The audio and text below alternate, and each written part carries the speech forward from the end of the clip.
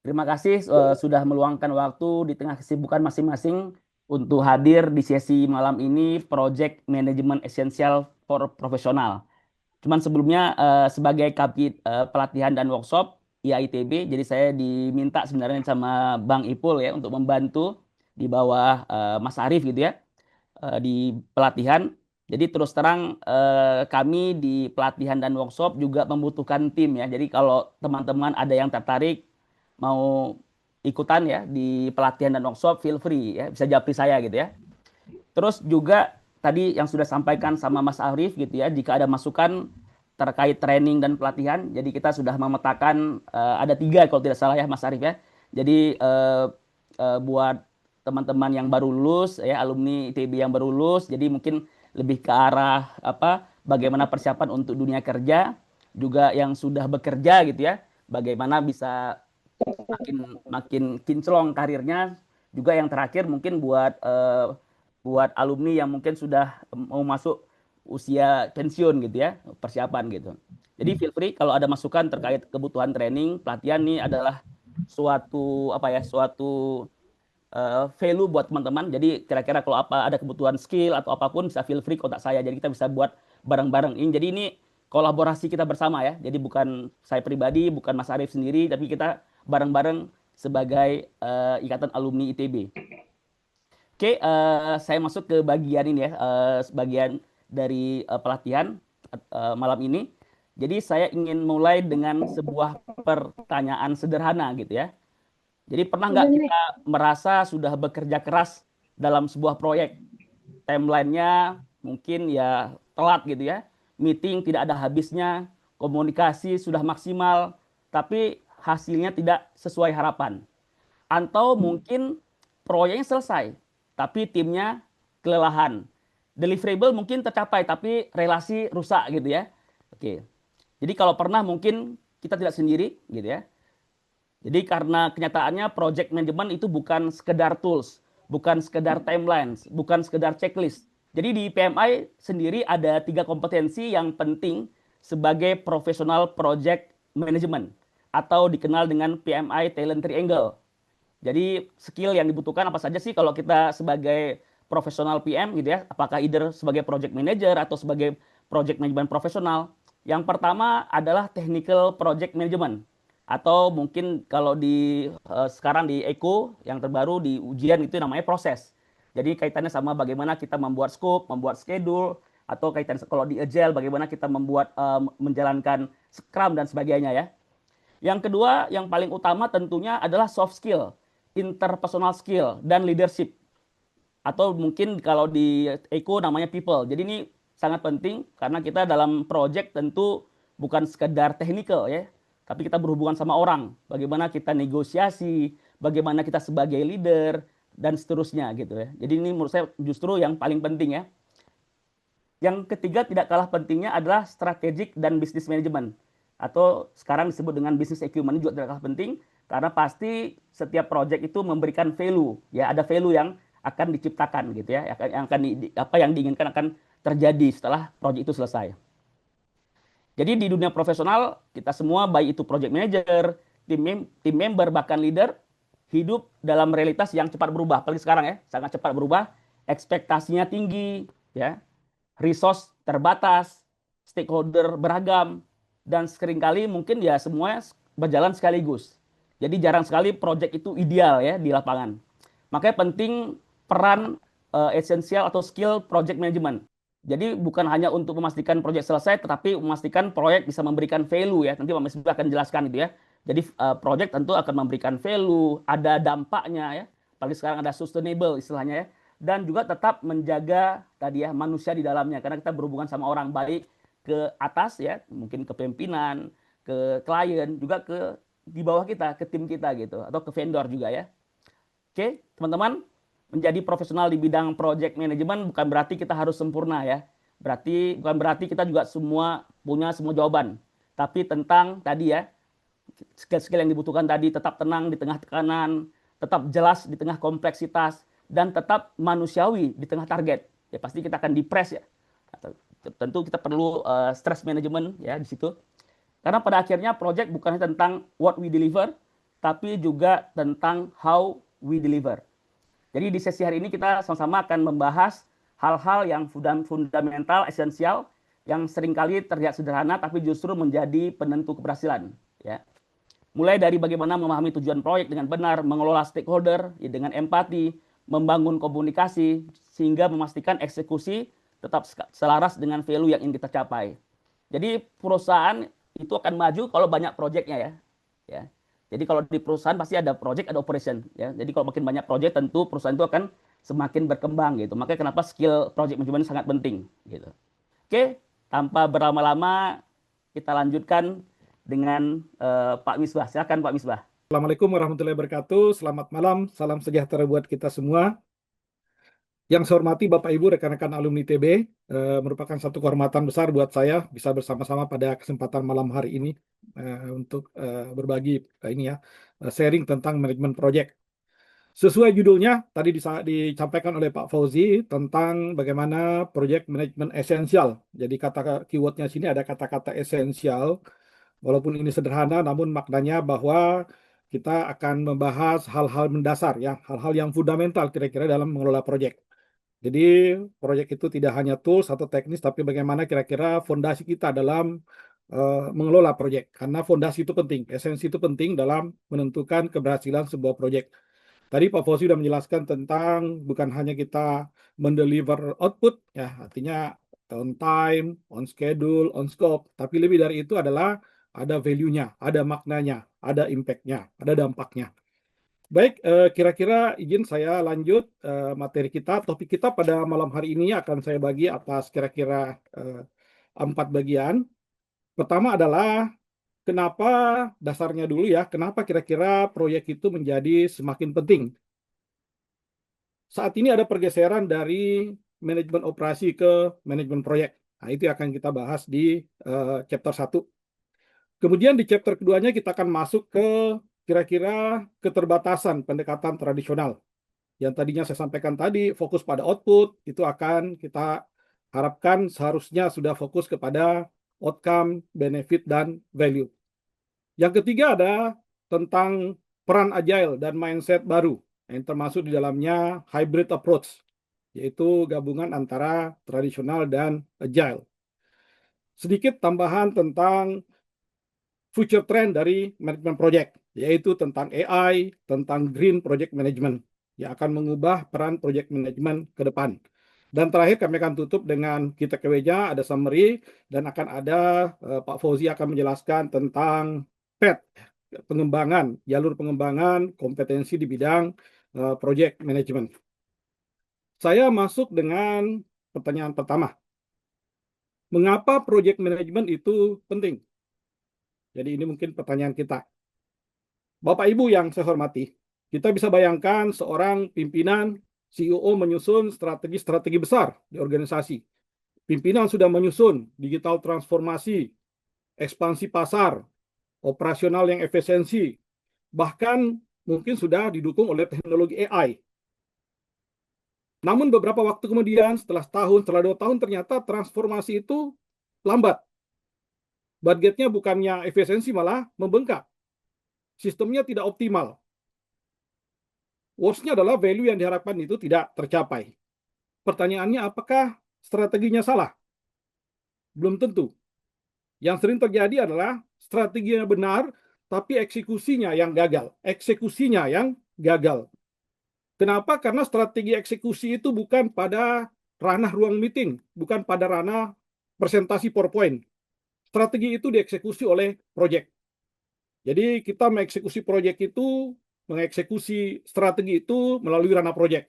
Itulah kira-kira sederhananya kenapa proyek manajemen itu penting. Karena strategi itu kita kelola dengan melalui proyek. Berapa banyak proyek kita yang on time? Berapa banyak proyek kita yang sesuai budget? Atau lebih jauh lagi yang sesuai tadi, apakah sudah mendeliver real value? Coba kita bicara angka. Kita bicara data. Dari data yang dikeluarkan oleh Project Management Institute ya dari Amerika tahun 2003, bahwa dalam surveinya selalu mengeluarkan namanya Pulse of Professions Report, hanya 60% proyek yang memenuhi goals-nya.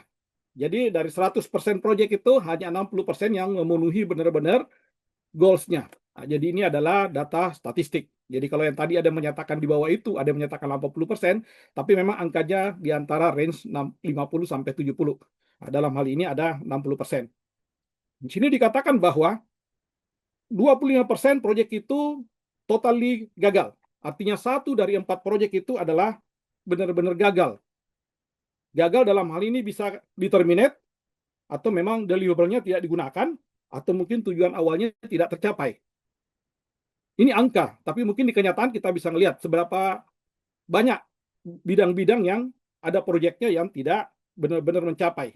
Ya, mungkin skala-skala besar, misalnya mungkin ada pusat olahraga yang tidak tercapai targetnya misalnya, atau mungkin kalau kami saya dari di Telkom itu mungkin ada beberapa BTS kita bangun, ternyata pada saat kita bangun ternyata misalnya BTS daerah terpencil, ternyata ada banyak juga BTS yang ternyata tinggal towernya doang, sudah tidak berfungsi. Mungkin di organisasi ada ERP yang ternyata pada saat dijalankan masih banyak workaround atau proyek-proyek infrastruktur yang konstruksi yang mangkrak. Jadi ternyata ada 1/4 sesuai data ini yang benar-benar gagal. Kalau dari sisi budget, cost gimana? 35% atau 1/3 dari proyek itu melebihi budget. Artinya ada pembengkakan biaya. 47% tidak memenuhi schedule atau melebihi dari target jadwal waktu. Nah, ini impact-nya kalau proyek eksternal kan biasanya ada LD ya, ada denda, ada penalti. Jadi kita bisa melihat di sini bahwa dari proyek itu tingkat keberhasilannya, success rate-nya adalah 60%. Kemudian di sebelah kanan itu ada tertulis bahwa ada 11% investment itu jadinya tidak menghasilkan value. Apa artinya 11%? Kalau kita punya investasi 100 miliar, artinya 11 miliar itu akan terbuang sia-sia.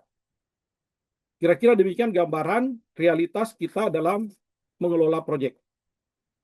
Berikut ditambahkan lagi dari yang Pulse Operation 2018 bahwa memang sekitar 50% tidak on time ya, 48% atau 50% tidak memenuhi target. The worst-nya lagi sebelah kanan yang warna biru itu ada dari construction malah sampai 75% yang gagal. Jadi kita bisa melihat bahwa realitas proyek itu yang sukses itu sangat terbatas ya. Di sini ada beberapa penyebab utama. Saya cuma garis bawahi 2, yaitu change scope. Ya, ini kita akan bahas sebentar lagi tentang penyebab kegagalan proyek itu karena perubahan scope. Demikian juga ada karena tentu performansi subkontraktor atau vendornya. Saya masuk ke bagian 2, latar belakangnya kita. Kenapa proyek itu menjadi sangat penting saat ini, semakin penting. Hari ini organisasi tidak lagi berjalan hanya dengan operasi. Sudah mulai bergeser menjadi project base. Yang tadinya operation base itu menjadi project base. Kenapa demikian? Dulu organisasi berjalan dengan operasi. Produksi berjalan, service berjalan, proses berulang.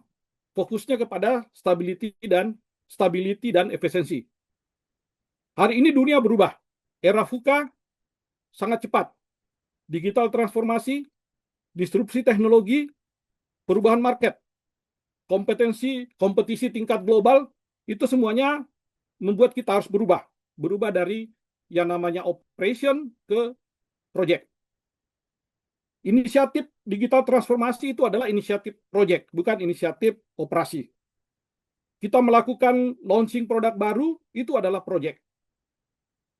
Kita lakukan restrukturisasi organisasi, itu adalah melalui project.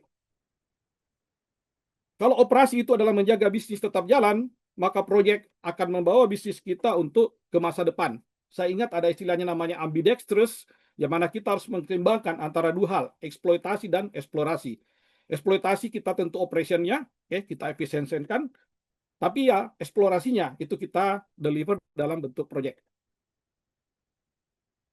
Jadi kesimpulannya di sini bahwa strategi itu dieksekusi melalui proyek. Nah, ini adalah jawaban terhadap pertanyaan tadi ke depan. Kenapa kita banyak bergeser dari dunia operasi ke dunia proyek? Tapi ada 3 pertanyaan penyebab utama. Kenapa kira-kira saat ini yang namanya project management itu semakin kritis?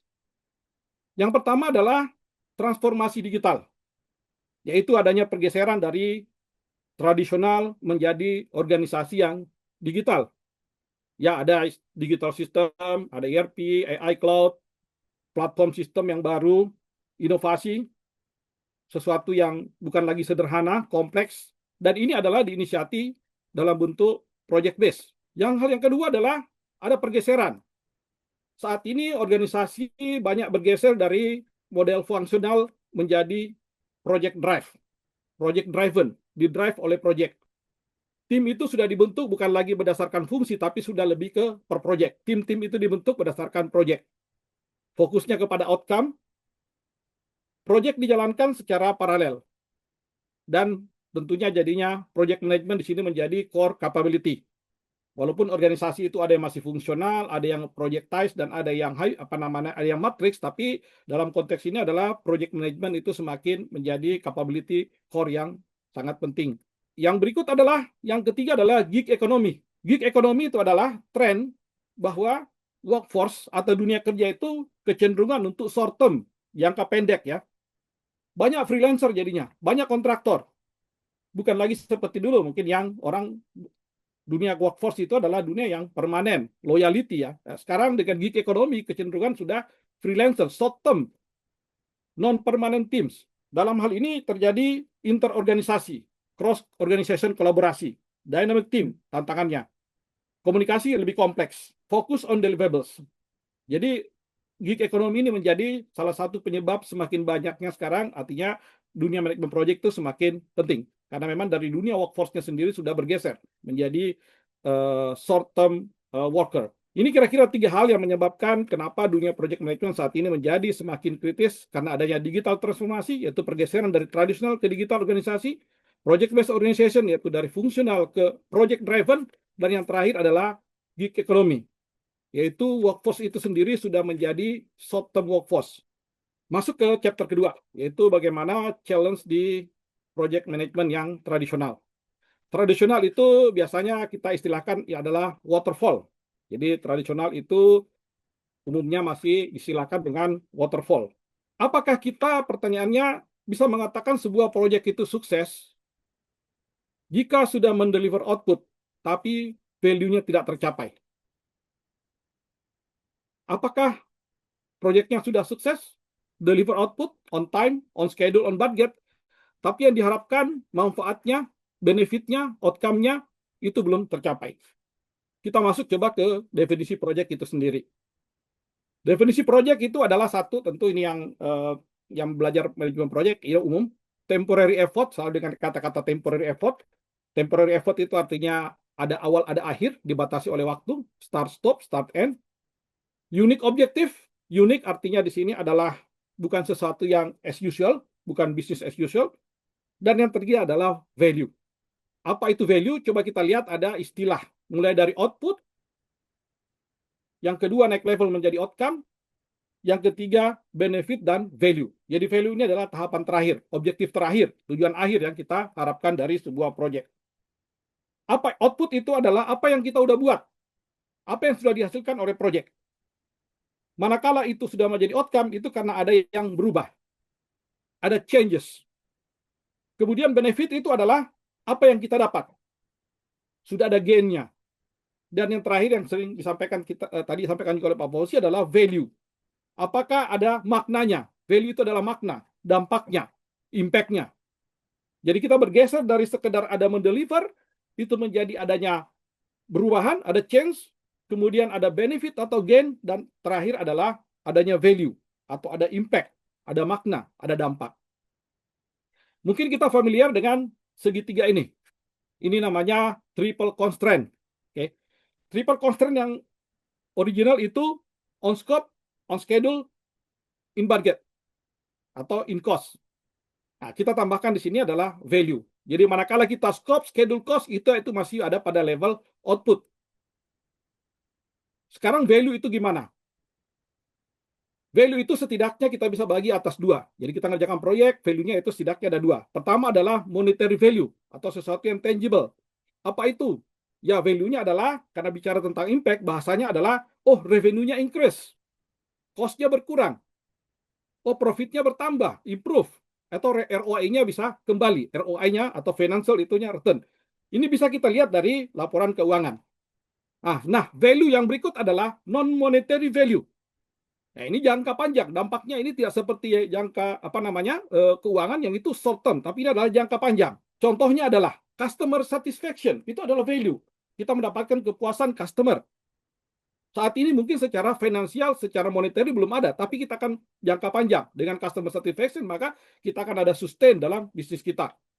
Brand reputation, capability improvement, risk reduction, employer engagement, termasuk employer engagement. Ini adalah bagian daripada non-monetary value.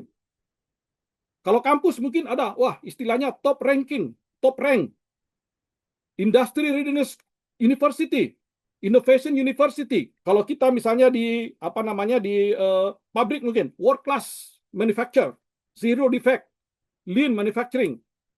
Kalau di kesehatan mungkin center of cell and health. Ya ini adalah bagian daripada non monetary value.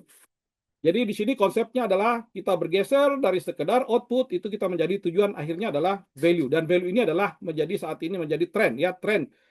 Wording yang paling banyak digunakan adalah value. Yaitu tadi, ada non-monetary value dan monetary value. Jadi high performing organization tidak hanya mengelola proyeknya, yang notabene-nya adalah output, tapi adalah sudah mengelola value. Yang berikut, pertanyaannya adalah, do not manage project. Manage the landscape. Apa itu landscape? Landscape itu adalah ekosistem daripada proyek itu. Kita sering terjebak dengan mengelola proyek itu satu proyek demi satu proyek. Ya kita mengontrol constraint-nya tadi, time, cost, scope. Namun realisasinya organisasi tidak sesederhana itu. Ya, proyek itu tidak ada proyek yang berdiri sendiri. Proyek adalah bagian dari suatu ekosistem. Proyek adalah bagian dari program. Proyek adalah bagian daripada portofolio. Dan proyek adalah bagian daripada, lebih tinggi lagi adalah organisasi, strategi organisasi. Kita tidak mengelola proyek. Maksud daripada sini adalah kita tidak mengelola proyek itu secara terpisah, melainkan secara keseluruhan landscape. Secara ekosistem. Ekosistem proyek itu apa? Nah, proyek itu akan berjalan bersamaan antara dengan yang lainnya. Proyek itu akan ada resource sharing. Ada interdependensi antara satu proyek dengan proyek yang lain. Dan paling utama adalah semua proyek itu punya satu tujuan, yaitu sesuai dengan align dengan strategi organisasi. Jadi di sini konteksnya kita tidak mengelola proyek itu secara mandiri, tapi kita harus mengelola proyek itu secara ekosistem, secara landscape. Mungkin ada proyek yang sukses secara individu, tapi secara organisasi itu gagal. Kenapa? Karena tidak adanya align, tidak menggunakan konsep mengelola secara landscape atau ekosistem. Apa itu landscape project? Dan di gambar ini kita bisa melihat tadi project itu adalah bagian daripada program manajemen dan bagian daripada portfolio management. Nah, di sebelah kanan ini ada kotaknya, contoh ya, ada beberapa project bergabung menjadi program. Ada program menjadi subprogram, itu adalah bagian daripada program ya, yang bagian daripada tujuan program, dan ada portofolio, dan paling di atas adalah organizational strategy. Manfaat daripada adanya program itu adalah untuk sharing resource, untuk mendapatkan optimum benefit kalau itu dijalankan secara sendiri-sendiri. Dan secara portofolio itu adalah kata kuncinya adalah strategi. Jadi fokusnya di sini adalah bukan sekedar kembali lagi bukan output, tapi bagaimana benefit itu terrealisasi dan bagaimana adanya alignment antara proyek dengan program, dengan portofolio, dan dengan organisasi. Jadi esensi daripada materi di sini adalah kita mengelola proyek itu mengelola secara ekosistem, bukan mengelola secara sendiri-sendiri. Karena ada, proyeknya sukses, tapi secara organisasinya tidak ada dampaknya. Berarti ada masalah dengan alignment secara organisasi, secara strategi.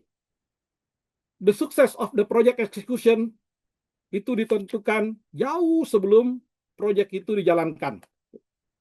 Mungkin banyak orang yang berpikir bahwa proyek itu berhasil karena saat ini dieksekusi dengan baik, tim bekerja dengan baik, progresnya berjalan dengan lancar, deadline-nya dikerjakan, fokusnya ke eksekusi. Namun sebenarnya kenyataannya hasil eksekusi itu sebenarnya sudah ditentukan jauh sebelumnya. yaitu pada saat masih business case, pada saat masih planning, masih inisiasi. Apakah scope itu sudah pada saat planning sudah didefine dengan baik? Apakah tujuannya sudah jelas? Sudah align dengan strategik? Apakah stakeholdernya sudah identifikasi? Apakah risiko-risikonya sudah diidentifikasi, dibuatkan strateginya? Dan apakah resource dan governance-nya juga sudah disiapkan? Maka jika ini lemah, maka PM sebenarnya hanya mengeksekusi sesuatu yang akan gagal. Dia menjalankan sesuatu yang sudah bermasalah. Jadi sesungguhnya eksekusi itu hanya menjalankan apa yang sudah direncanakan, apa yang sudah diplankan, apa yang sudah ditetapkan jauh sebelumnya. Saya balik ke fase project. Ada inisiasi, kita memulai project itu sesuatu dengan inisiasi. Memulai dulu, men-trigger dulu. Tentunya setelah ada business case-nya, projectnya jalan. Di sini biasanya ada kita stakeholder, kita mengetahui siapa aja stakeholdernya, biasanya ada officialnya, namanya project charter, diinisiasi. Setelah itu bisa masuk ke planning, kita buat perencanaan secara lengkap, ya biasanya dalam project management plan. Dan berikutnya adalah eksekusi. Nah, ya ini yang tadi. Permasalahannya adalah, common mistake-nya adalah kita langsung lompat, langsung ke eksekusi. Kenapa mau langsung eksekusi? Ya mungkin karena ingin cepat jalan. Wah, proyeknya harus jalan cepat. Ingin cepat ada deliver. Atau paling sering, cepat ada progres. Masa dari customer sudah ada PO-nya, kontraknya, tapi kita belum jalan progresnya. Akibatnya, perencanaannya kita ignoring. Kita dilakukan secara terburu-buru. Tidak lengkap, tidak bagus. Akhirnya apa yang dikatakan di sini bahwa if you fail in plan, itu sama saja dengan sebenarnya kita sudah plan for the failure. Jadi kalau kita sudah gagal pada saat planningnya tidak bagus, tidak perfect, tidak sebaik mungkin, sebenarnya sama saja dengan kita sudah merencanakan dengan kegagalan. Jadi kalau planningnya tidak bagus, maka sebenarnya eksekusi itu hanya mempercepat yang namanya kegagalan. Pilihannya ada dua. Kalau bagus, maka eksekusi akan menghasilkan sesuatu yang sukses. Tapi kalau planningnya jelek atau tidak perfect, maka akan menghasilkan kegagalan. Karena sesungguhnya eksekusi itu hanya menjalankan apa yang sudah ditentukan sebelumnya.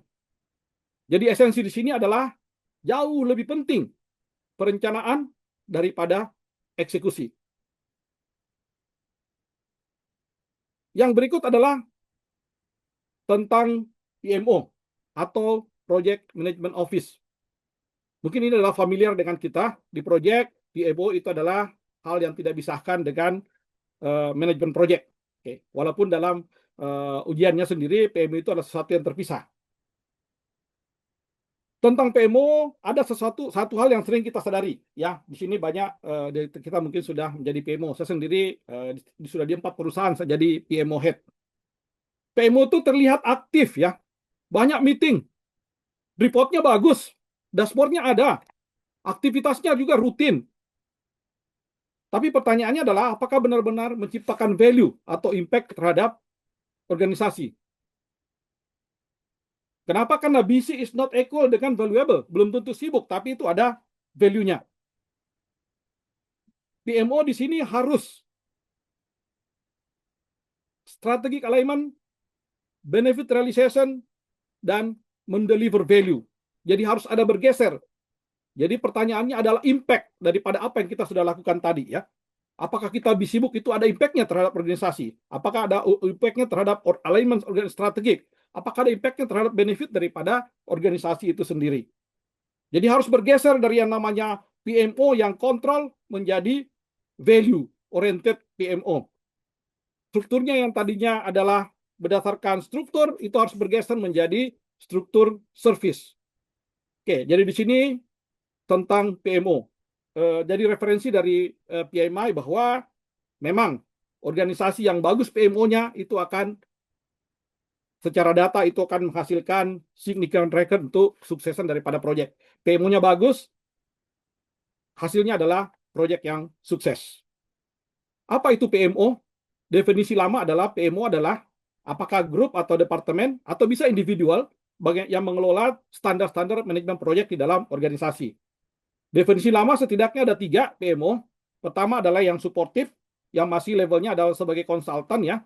detail control, menyiapkan semuanya, template, training, support, menyiapkan dokumentasi-dokumentasi mensupport project. Ini mungkin di bawahnya PM. Yang berikutnya naik level menjadi kontrol, sebelah kanan itu naik controlling. Controlling ini fungsinya naik menjadi auditor, advisor, oke. Jadi ini adalah kira-kira sejajar dengan PM. Oke, di sini dia ada fungsi yang namanya fungsi auditing, dia mengaudit PM-nya, ya, dia memberikan assessment progress daripada project, dokumentasi standar dan enforce compliance, dan yang paling tinggi adalah directive PMO, yaitu PMO yang sudah full responsibility. Dalam konteks ini PMO-nya malah membawahi PM. Jadi PM melapor kepada PMO jika itu adalah di organisasi yang direktif. Ini adalah konsep lama. Nah, ada evolusi seperti yang tadi ya. Kenapa? Karena PMO itu bukan lagi struktur base, itu bergeser menjadi service base, menjadi pelayanan. Statik ya, role-nya tadinya adalah kaku seperti yang tadi, yang 3 itu directive, controlling, supportive, itu menjadi ke adaptive role, role-nya lebih fleksibel. Kontrolnya juga bukan sekedar kontrol, tapi menjadi value oriented. Dan terakhir adalah customer centric. Nah, di sini ada pertanyaan tentunya dari PMO. Dia akan bertanya kepada stakeholder, fungsi apa yang kamu inginkan? Nanti stakeholder akan bertanya, oke, benefit apa yang saya expect? Jadi bukan lagi sekedar definisi baku seperti tadi, struktur. Ada yang struktur direktif, controlling, supportive, tapi adalah apa saja yang diinginkan oleh stakeholder. Supaya saya bermanfaat, supaya PMO ini punya dampak, PMO ini punya impact. Nah, dalam konteks ini saya tulis ada, kalau kita sertifikasi PMO itu ada 25 potential function, ada menunya, dan ada 30 potential benefit yang bisa dipilih. Nah, tapi itu tidak terbatas pada angka itu, tapi itu adalah referensi bahwa ada fungsi-fungsi yang bisa ditawarkan oleh PMO, ada benefit-benefit yang bisa didapatkan oleh stakeholder.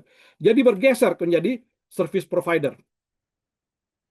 Saat ini PMO berkembang lagi. Saya coba rangkum dari buku PMO CP, yaitu yang tradisional yang tadi, ada struktural, ada memang departemen, fungsional, project spesifik, ada PMO yang sudah governance, operational PMO, tactical PMO, ada yang capability, project support office, center of excellence, kemudian ada enterprise PMO, jadi levelnya PMO-nya udah banyak yang strategik. PMO itu ada kompetisi Bapak Ibu setiap tahun antara antara perusahaan-perusahaan, mereka melaporkan PMO-nya, mereka berkompetisi modal seperti pertandingan bola, liga, dua-dua, nanti akhirnya siapa yang akan mewakili Indonesia. Nah, di sini mereka rata-rata itu udah strategi PMO-nya. PMO-nya sudah levelnya ke membantu tadi, enterprise, strategi PMO, atau mungkin ada program ya, kalau tadi ada project program portfolio, jadi PMO-nya naik levelnya dari project program kemudian ada portfolio. Transformation Management Office, kalau transformasi tentu bicara dengan change management, jadi PMO-nya mengelola project-project manajemen perubahan.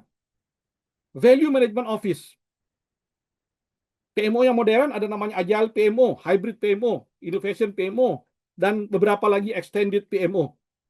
Jadi spektrum PMO-nya ini menyesuaikan dengan service yang tadi berkembang. Bukan lagi sekedar yang 3 tadi, itu sekarang sudah banyak range-nya.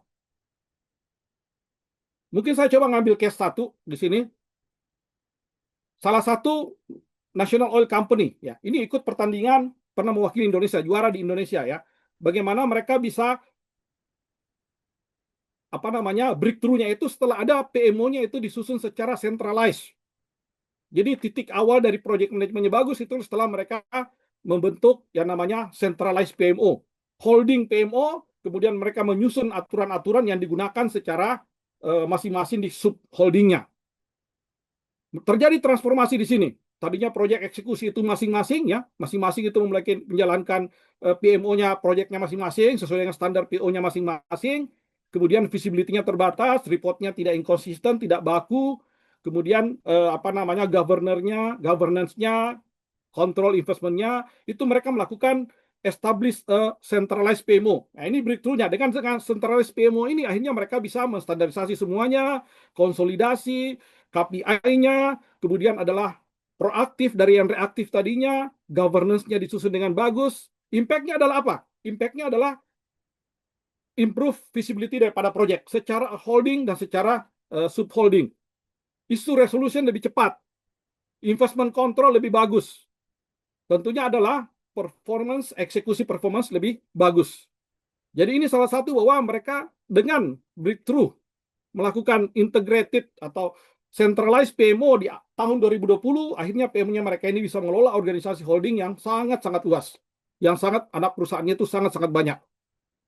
Mereka mengintegrasikan PM sistemnya, mereka menggunakan namanya konsep mix of service yang kita gunakan di PMO CP, execution support, metodologi dan kompetensi. Biasanya PMO ini Bapak Ibu itu menyusun standar PMO di satu organisasi. Jadi kita punya perusahaan kita buat sendiri struktur project management guidance di organisasi kita. Jadi kita susunkan guidance PM di organisasi kita masing-masing. Nah itu jadi misalnya di organisasi dia buatkan bagaimana guidance PM-nya yang disesuaikan tentunya dengan framework dan disesuaikan dengan kondisi internal. Jadi tidak semata ngambil dari PMI, ngambil dari Prince2, tapi kita mengkombinasi antara framework yang ada di pasar dan kondisi existing di dalam internal organisasi, international process asset, organisasi proses aset.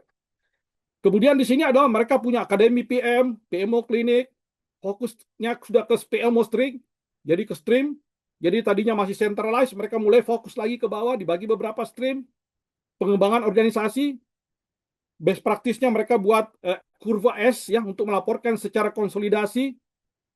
Project health statusnya mereka buatkan CR method, yaitu bagaimana earn value-nya daripada CPI, SPI, dan scope-nya itu bisa menghasilkan namanya CR method, perkalian antara CPI dan Schedule Performance Index. Ini adalah breakthrough daripada bagaimana memanfaatkan PMO itu menjadi mensupport bagaimana organisasi, performan organisasi di level organisasi. Jadi di sini kita mau mengatakan bahwa PMO itu sangat-sangat penting dalam keberhasilan daripada sebuah proyek. Berikut adalah most project don't fail because of complexity. Mungkin kita berpikir, wah proyek ini gagal karena terlalu kompleks, terlalu banyak stakeholder di sana, teknologinya terlalu sulit misalnya. Oh proyeknya terlalu luas, areanya terlalu luas, target waktunya terlalu ketat. Kenyataannya, sebagian besar proyek itu gagal karena change, karena perubahan scope. Ya. Seperti di awal tadi, slide kedua, bahwa penyebab utama proyek itu gagal karena banyaknya perubahan-perubahan scope. Karena kompleksitas itu sendiri adalah sesuatu yang normal. Semua proyek pasti ada kompleksitasnya, pasti kompleks. Permasalahannya adalah karena perubahan itu yang tidak terkendali. Jadi kata esensinya di sini adalah mengelola perubahan. Mengelola perubahan itu, saya ulangi lagi di sini, tentang pentingnya perencanaan yang bagus. 5P.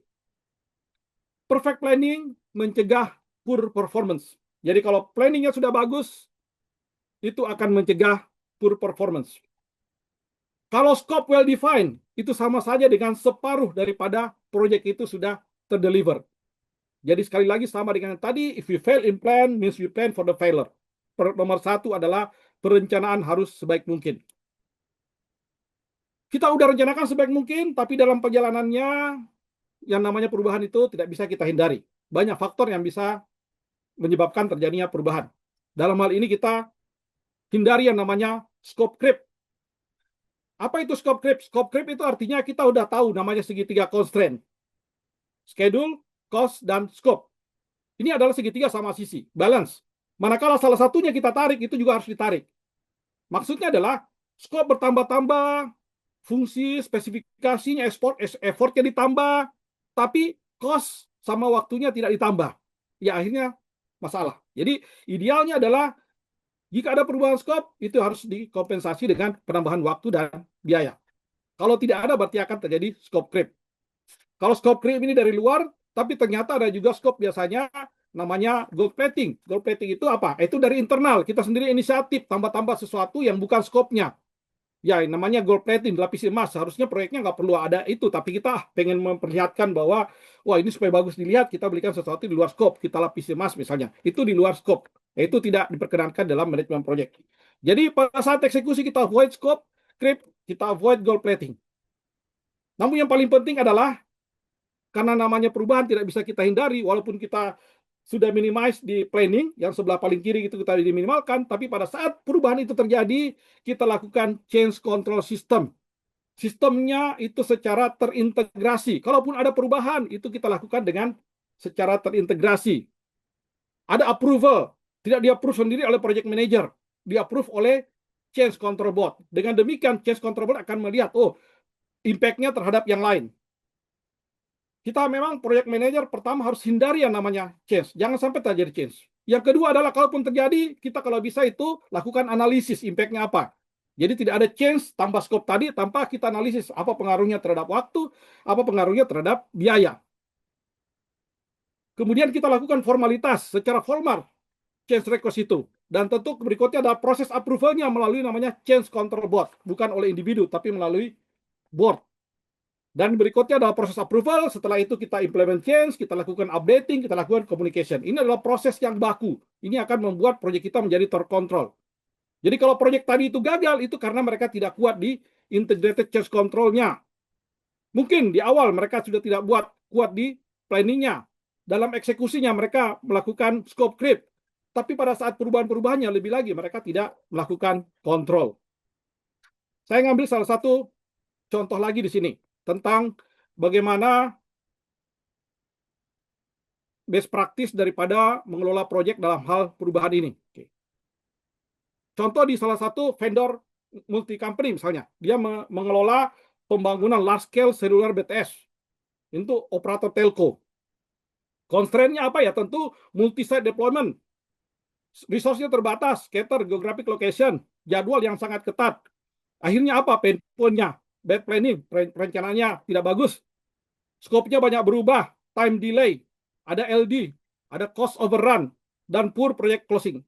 Apa yang kita mau jadikan di sini sebagai best practice adalah daripada ini, satu, ini pengalaman kami.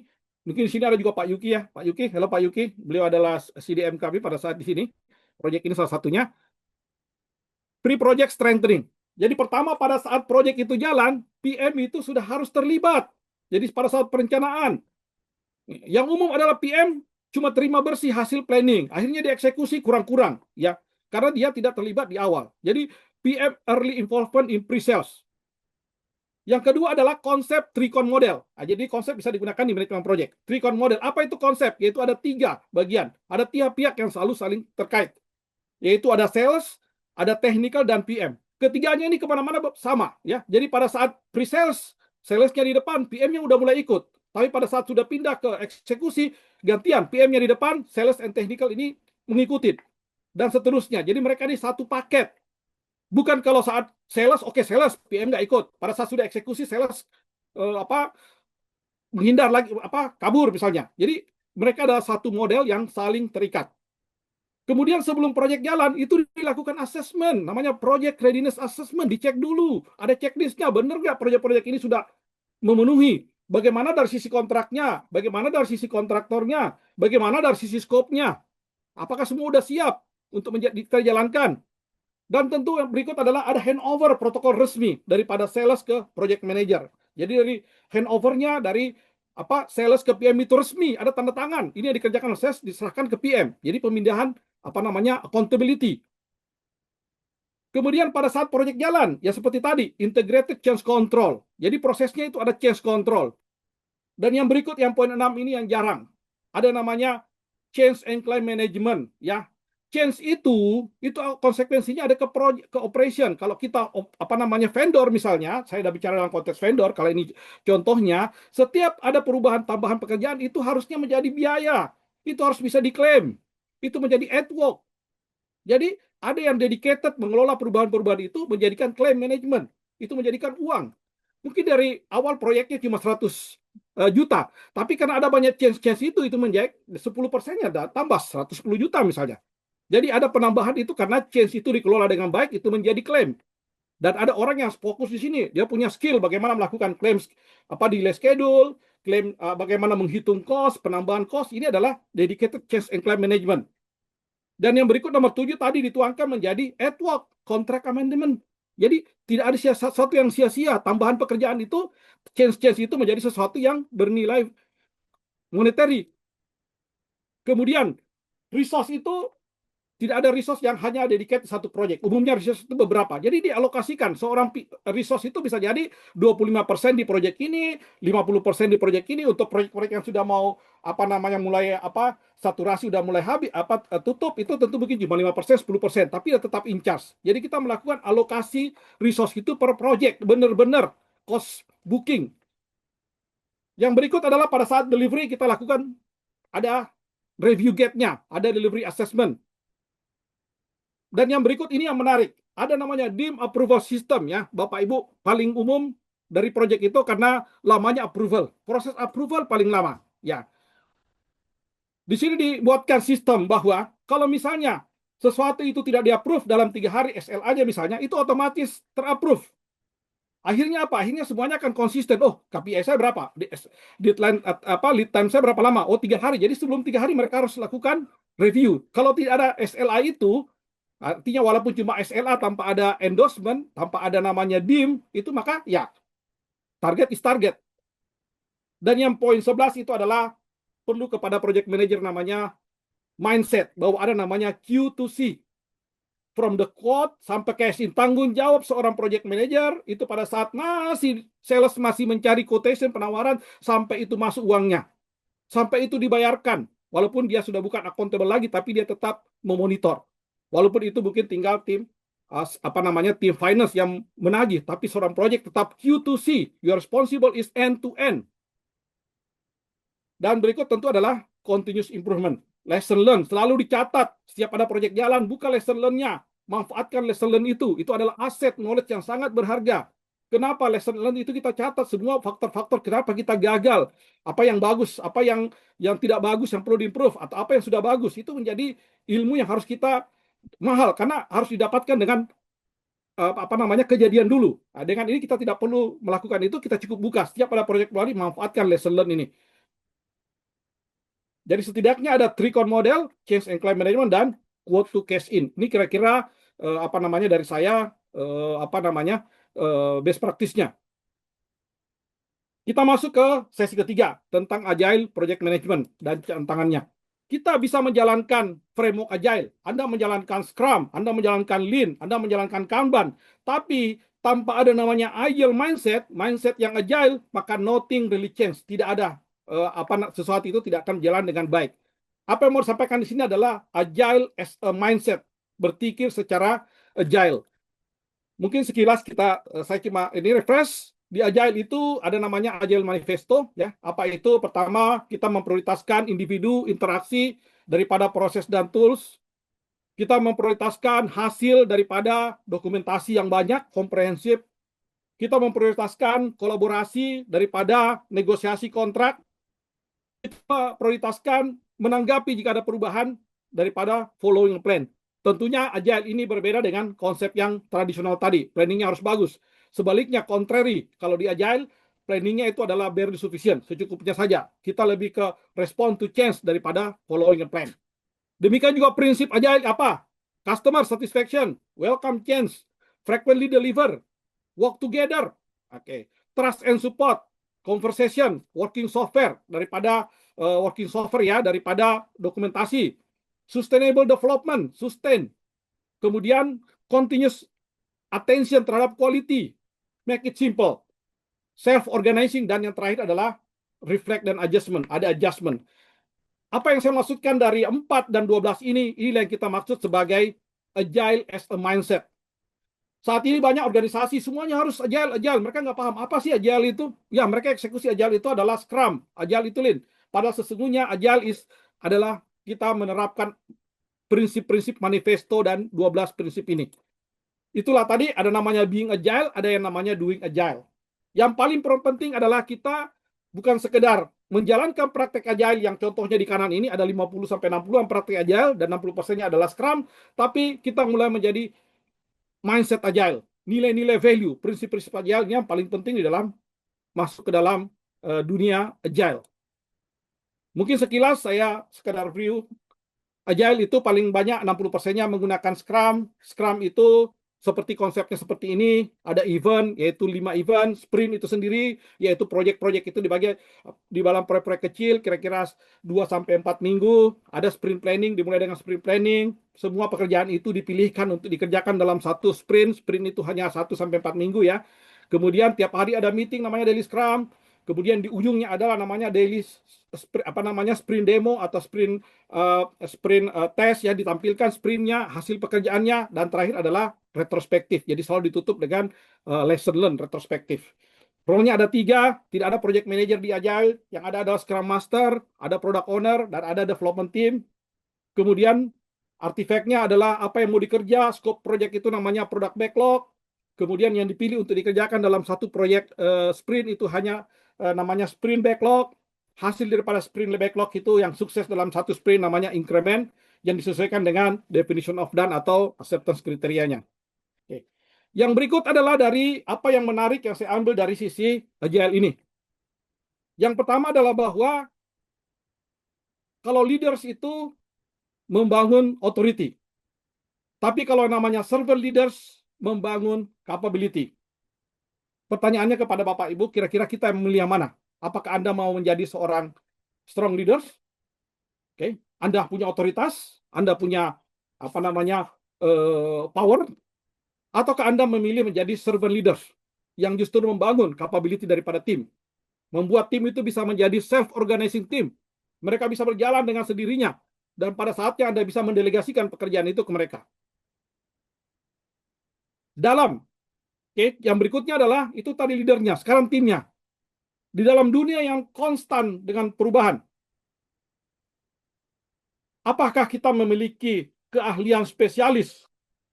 Itu merupakan strength atau malah itu menjadi risiko. Jadi spesialisasi apakah sebenarnya itu kekuatan atau kelemahan atau risiko? Pertama adalah dari sisi kepemimpinan.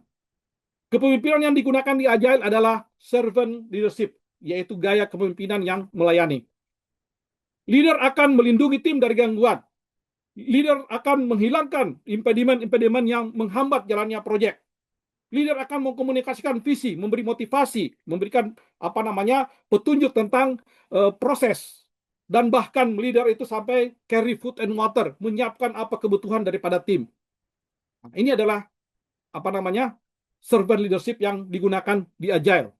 Dari sisi tim bagaimana? Tim itu menggunakan namanya skill, T-shape skill. T-shape skill yaitu artinya nama lainnya adalah generalization specialist. Yaitu seseorang memiliki satu core kompetensi, tapi dia bisa mengerjakan yang lain, hal-hal yang lain. Bisa memiliki dua lain. Misalnya dia adalah seorang analis, dia juga bisa testing, dia bisa melakukan developer juga. Mungkin kalau manajemen itu kan harus tour of duty. Kalau mau naik jadi direksi kan mereka harus tour of duty dulu tuh. Ini adalah konsep daripada T-shape. Jadi seorang bukan lagi seperti tadi harus spesialis di satu, malah itu bisa menjadi kelemahan. Karena pada saat terjadi sesuatu kita sudah tidak butuhkan, kita tidak bisa shifting kepada yang lain. Jadi T-shape adalah jawaban untuk ke depan. Skill untuk skill keahlian untuk resource ya. Jadi kita kenalkan di sini adalah servant leadership. Yang kita membangun capability daripada tim instead daripada power. Kemudian adalah skill yang bukan hanya spesialis, tapi kita adalah spesialis, tapi kita juga bisa generalis. Kita memiliki satu yang core, tapi kita juga bisa menggunakan yang lain. Jadi itu adalah justru menjadi kekuatan kalau kita bisa seperti itu. Bagian terakhir daripada Agile, tadi kita udah ada waterfall atau tradisional. Barusan kita belajar tentang Agile. Kalau waterfall itu memberikan kontrol, sesuatu yang namanya governance, itu kita harus lakukan waterfall yang jangan berubah-berubah. Sebaliknya itu akan kaku. Untuk bisa cepat kita perlu yang namanya adaptability, kita perlu yang namanya Agile. Sehingga hybrid adalah untuk bisa survive, maka kita harus menggunakan yang namanya waterfall yang kombinasi dengan Agile. Hybrid itu adalah kombinasi antara waterfall dengan Agile. Berdasarkan survei lagi, saya selalu buka data, kita bicara data driven daripada 2024 yang terbaru dari PMI, ini terlihat bahwa prediktif yang warna biru itu, proyek yang menggunakan prediktif itu menurun. Dari tadinya 2020 itu menurun menjadi dari 58 menjadi 43%. Sedangkan yang biru tua itu adalah yang orange itu adalah yang agile, itu agile juga menurun. Dari 23 naik dulu baru turun lagi 24. Dan yang berkembang adalah yang namanya warna ungu itu adalah hybrid. Kita bisa melihat bahwa terjadi pertumbuhan signifikan daripada proyek yang menggunakan hybrid. Yang tadinya 20% itu menjadi 31,5%. Jadi apa yang mau sampaikan di sini bahwa tren daripada project management adalah hybrid. Dari sisi industri, nah, industri kita ada di mana? Kalau IT kita bisa melihat yang orange itu adalah agile, yang hybrid itu adalah yang ungu, dan yang biru itu adalah yang prediktif. Di IT justru hybrid itu dominan, 55% dibanding 53 dan 52% untuk yang tradisional dan agile-nya. Di financial bagaimana? Financial masih lebih banyak agile, tapi hybrid juga menjadi 53%, lebih banyak daripada tradisional. Oke, mungkin saya langsung di ujung, construction, Bapak Ibu.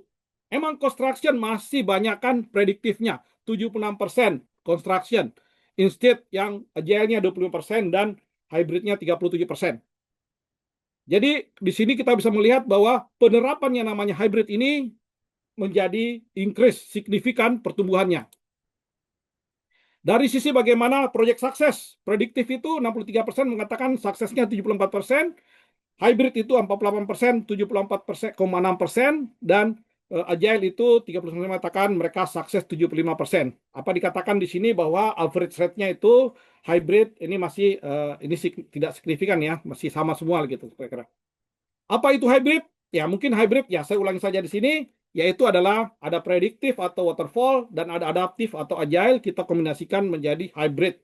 Modelnya bagaimana? Modelnya bisa terpisah, masing-masing berjalan satu pekerjaan, yang hardware-nya mungkin menggunakan waterfall, tapi aplikasinya menggunakan agile. Itu bisa menjalankan beriringan. Satu proyek yang ada hardware-nya, ada aplikasinya, bisa kombinasi. Atau mungkin bisa jadi dalam perjalanannya dimulai dari adaptif dulu, kemudian prediktif, terakhir bisa adaptif. Atau bisa jadi prediktif dulu, di tengah adaptif, kemudian balik lagi ke prediktif. Itu kira-kira variansnya ada beberapa model untuk yang hybrid itu. Tapi apa mau disampaikan di sini bahwa tren ke depan project management adalah hybrid project management. Dan yang terakhir bagian kita adalah emerging trends in project management. Ada dua hal. Yang pertama, pertanyaannya adalah jika proyek kita menghasilkan profit, tapi mendestroy lingkungan, apakah itu bisa dikatakan sebagai proyek yang sukses? Jawabannya di sini adalah bahwa proyek kedepannya bukan hanya mendeliver output, tapi harus business value, tapi juga harus sustainable value terhadap people, planet, dan prosperity. Jadi ada tiga P. Terhadap orang, terhadap lingkungan, planetnya, dan terhadap profitnya, prosperity. Jadi ada tiga faktor yang perlu kita kembangkan di sini. Bukan saja profit di sini, tapi kita juga terhadap lingkungan dan terhadap people. Apa saja itu green project management? Pertama adalah sustainable driven approach. Jadi approach secara sustainable. Kemudian kedua adalah bukan saja iron triangle yang segitiga constraint, tapi juga menjadi long term sustainability. Ada tambahan lagi targetnya itu sustainability, keberlanjutan. Standarnya apa? Ada P5 tadi, P3 ditambah lagi P2, duanya lagi itu adalah proses dan produk setelah tiga tadi. Ada namanya PRISM, setelah ini kita akan jelaskan, dan sustainable principle. Business value impact, efisiensi, reduce, dan ESG alignment, ada alignment terhadap ESG-nya. Kemudian di sini professional capability-nya ada sertifikasinya, ya. Jadi Bapak Ibu, trennya ke depan sekarang ada sertifikasi namanya Green Project Management. Jadi selain sertifikasi yang tradisional, PMP dan seterusnya, ada juga namanya sekarang PMI mengeluarkan namanya Green Project Management, ya. Certified Green Project Manager. Ini saya berikan ilustrasi badge-nya. Terkait dengan Green Project Management ini, ada metode yang digunakan yaitu namanya PRISM, yaitu Project Integration Sustainable Method. Jadi di sini adalah PRISM, ada formatnya yaitu bahwa proyek itu bukan bukan dimulai green project management itu bukan jalan saya, tapi harus didefine sejak pada saat masih planning. Mulai dari pre-projectnya sebelum jalan, kita melakukan ada 5 tahapan, kita lakukan discovery, kemudian kita lakukan design, kita delivery, dan sampai terakhir adalah closure. Bahwa kita melakukan green project management itu ada frameworknya. Salah satunya di sini adalah kita menggunakan PRISM, yaitu Project Integrating Sustainable Method. Dan yang terakhir adalah, pertanyaannya adalah, jika your job hanya mengerjakan task, apakah itu AI akan mereplace Anda? Kita tidak bisa lagi menghindari yang namanya topik AI ya. Hari ini banyak aktivitas PM mungkin, ya kita mengelola task. Ya PM mungkin membuat report, tracking progress, kita mengupdate status, kita follow up pekerjaan-pekerjaan task, kita monitoring rutin. Ini adalah pekerjaan namanya task. Kabar baiknya bahwa pekerjaan ini sudah bisa digunakan digantikan semuanya oleh AI. Kabar baiknya, tapi kabar buruknya tentu adalah AI akan mereplace pekerjaan-pekerjaan ini. Jadi AI sendiri akan mengerjakan semuanya namanya task, semuanya namanya administratif, semua namanya repetition. Sebaliknya project manager tinggal yang namanya mengelola value. Sebenarnya tidak menggantikan PM, tapi menggantikan peran PM itu naik level. Ya, tadinya mengelola task itu menjadi value. PM naik dari tracking menjadi decision making. Yang tadinya hanya membuat reporting itu menjadi insight dan strategi. Tadinya hanya melakukan controlling, naik level menjadi merealisasikan value. Jadi dalam hal ini AI sebenarnya tidak menggantikan PM, tapi PM-nya itu diangkat levelnya. Itu menjadi mengelola value. Dari yang hanya tadinya adalah task, mengelola rutinitas, administratif, itu sekarang mengelola value. PMI sudah menyatakan bahwa sejak 2020 bahwa AI, kemudian ini adalah empower them for the future. Ini adalah project management, tools untuk project management ke depan. AI akan mengerjakan pekerjaan-pekerjaan reporting dan administrative work.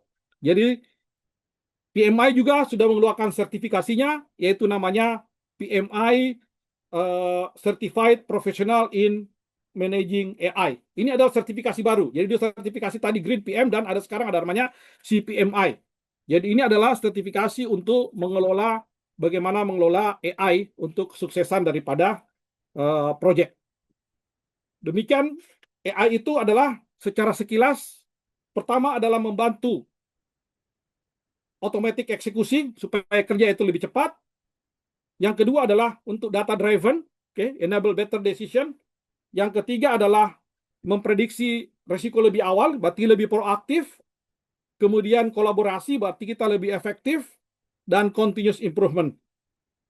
Jadi kita di sini mengatakan bahwa AI ini sebenarnya bukan menggantikan project manager, tapi akan membantu project manager levelnya naik menjadi value, bukan lagi pekerjaan administrasi. Tapi memang akan dikatakan bahwa PM yang tidak menggunakan AI akan tergantikan. Bukan digantikan oleh AI, tapi digantikan oleh PM yang menggunakan AI. Jadi PM yang tidak menggunakan AI akan tergantikan oleh PM yang menggunakan AI. Bukan AI-nya yang mengganti PM-nya, tapi kemampuannya yang digantikan oleh yang memiliki skill AI.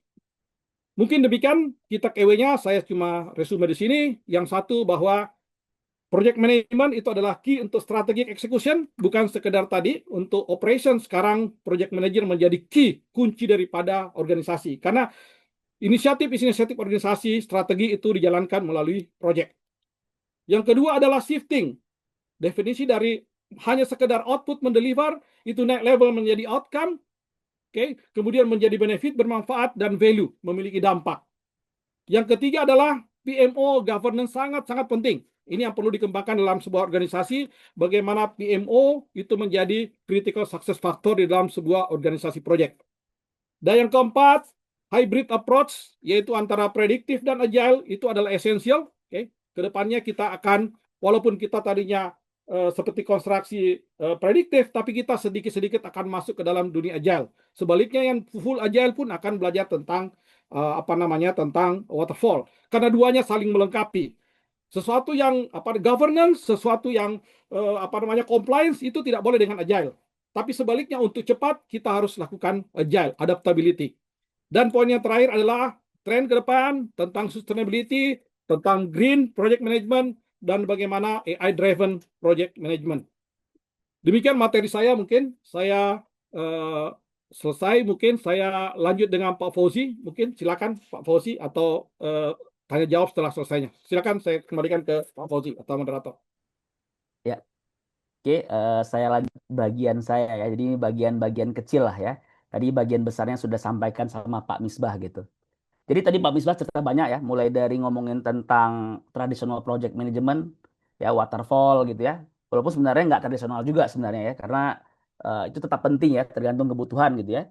Juga ada agile tadi ya, termasuk hybrid, kombinasi keduanya ya. Bagaimana tentunya dengan konteks saat ini ya, tentu hybrid menjadi menjadi opsi utama ya. Juga tadi Pak Misbah menjelaskan ada green project management gitu ya, yang menarik ya. Termasuk project management atau project manager di bagaimana mengelola project di IA ya. Jadi kalau kita menggunakan AI gimana mengelolanya. Oke, saya lanjut ngomong tentang sertifikasi ya. Jadi kalau kita lihat di dunia ini ada dua kiblat yang paling paling utama ngomongin sertifikasi project management. Jadi yang pertama tadi PMI, Project Management Institute dari USA ya, dari Philadelphia ya, untuk kotanya. Jadi kalau kita lihat munculnya project management atau PMBOK ya, project management body of knowledge itu dari konstruksi, dari vendor sebenarnya. Jadi kalau vendor itu berarti bagaimana ketika vendor mendapatkan project mereka kelola gitu. Maka kalau kita lihat itu sangat sesuai kalau kita sebagai yang mengelola projectnya gitu ya. Jadi di PMI sertifikasinya lumayan banyak ya, mulai dari CAPM. Sebenarnya sebelum CAPM itu ada namanya Project Management Ready. Jadi untuk mahasiswa itu ada namanya PMR, Project Management Ready. Terus ada lagi untuk yang baru lulus, mahasiswa yang baru lulus mungkin bisa CAPM ya, karena tidak perlu pengalaman, Certified Associate in Project Management. Juga yang paling lagi laris manis tentunya PMP ya, Project Management Profesional, karena tender gitu ya, kebutuhan-kebutuhan PM atau profesional konsultan itu saya mintanya sertifikasi PMP. Jadi di Indonesia ini cukup terkenal PMP. Tapi selain PMP ternyata juga ada yang lain gitu ya dari PMI. Tadi kalau ngomongin Agile ada PMI ICP, Agile Certified Practitioner. Juga kalau ngomongin risk tadi ya, ada risiko uncertainty, bagaimana mengelola risiko. Itu ada namanya PMI RMP, Risk Management Profesional. Jadi ini konteksnya di project, program, dan portfolio. Juga kalau buat yang scheduler, ya teman-teman scheduler, project control, juga ada namanya PMI SP, ini schedule profesional. Ya. Terus tadi Pak Misbah juga menjelaskan tentang PMU sendiri ya. Jadi PMU sendiri juga ada sertifikasinya. Kalau di PMI namanya PMI PMOCP. Jadi PMO Certified Practitioner.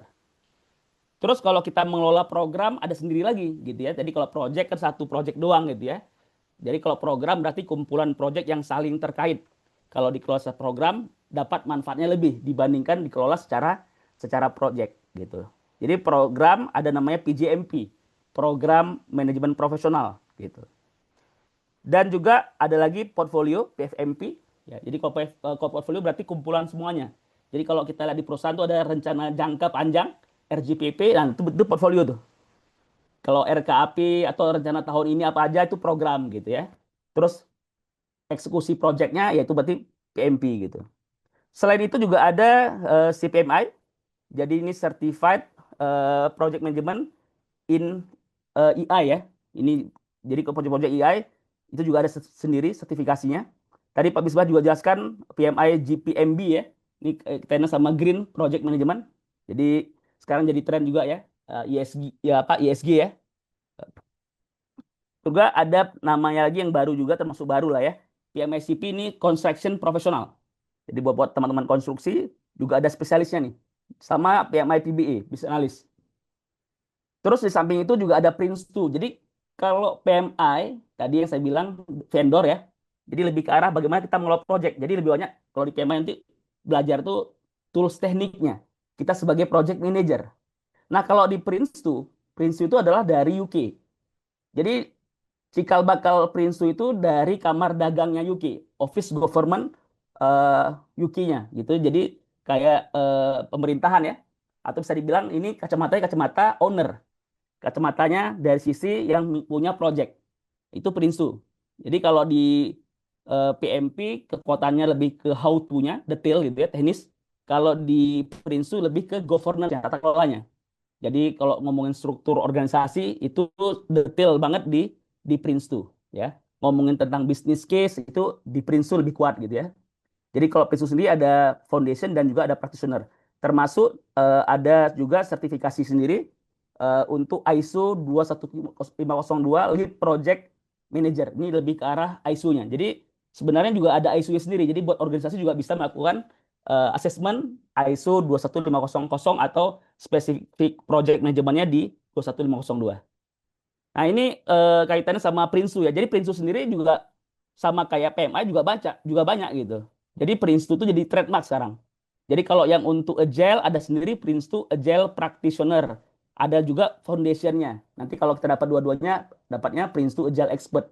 Jadi ini kombinasi antara waterfall atau Prinsu dan Agile. Jadi bisa dibilang ini hybrid nih. Juga ada Prinsu sendiri yang project management baik foundation practitioner ya. Terus juga ada program manajemen, jadi ini mirip kayak PGMP gitu ya. Ada foundation dan practitioner, juga portfolio foundation dan practitioner, termasuk ada risk manajemennya juga. Kalau risk management di Prince itu dia levelnya enterprise. Kalau di PMI itu lebih ke arah project program portfolio. Kalau di Prince to risk itu dia enterprise. Jadi ada 6 perspektifnya, mulai dari project, program portfolio, juga dari sisi strategik, juga dari sisi operation, dan dari sisi produk. Kalau kita punya produk ya.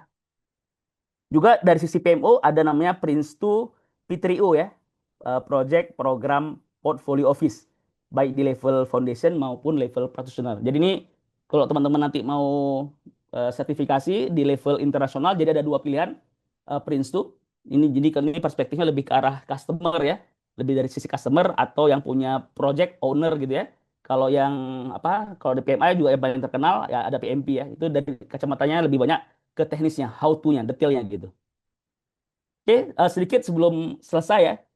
Jadi sebenarnya juga tadi Pak Misbah ngomong ya, masalah P3M3. Jadi P3M ini apa sih? Portfolio Program Project.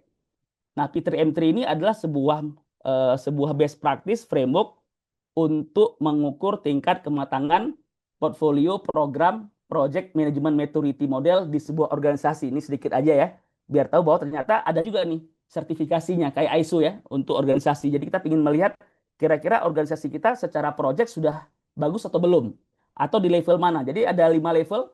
Jadi level 1, level 2 gitu ya, 3 sampai 5 gitu ya.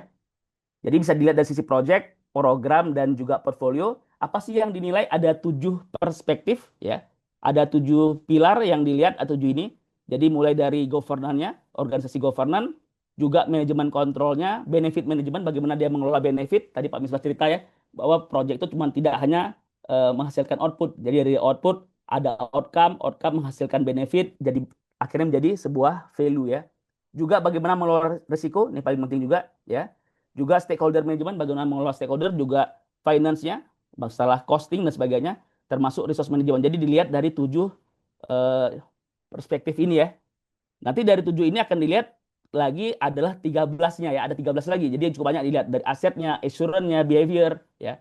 Ini kalau kita ngomongin P3MT. Jadi ini cuma sedikit informasi aja, sampai tahu di tempat teman-teman ingin melihat kira-kira organisasi atau perusahaannya itu di level apa sih maturity dari sisi project atau program atau portfolio atau mungkin semuanya. Jadi ini salah satu keuntungannya tentu untuk improvement. Kadang kita kalau melakukan improvement biasanya kan reaktif ya. Jadi dengan adanya ini bisa jadi lebih proaktif. Oke, mungkin cukup demikian dari saya mengakhiri ini. Jadi sekali lagi dari kami, saya sebagai Kabid Pelatihan dan Workshop juga mengajak teman-teman untuk join ya sebagai bagian dari pelatihan workshop. Kalau tertarik silakan kontak saya sekali lagi. Terus juga ada kalau ada masukan gitu ya, apa training-training yang mungkin dibutuhkan ya. Termasuk mungkin di sini ada juga yang bisa jadi sebagai narasumber. Karena saya diminta sama Bang Mas Arief ya, termasuk dari Bang Saiful gitu ya, dan juga Bang Angin, bahwa IA ini kolaborasi, kita kolaborasi semua nih. Jadi ya ini bukan milik satu orang gitu ya, milik kita bersama gitu ya. Sehingga kalau ada teman-teman yang memang pingin sebagai atau pingin sharing, bisa feel free juga kontak saya salah satunya ya. Jadi kita bisa akan buat event-event berikutnya teman-teman yang sharing.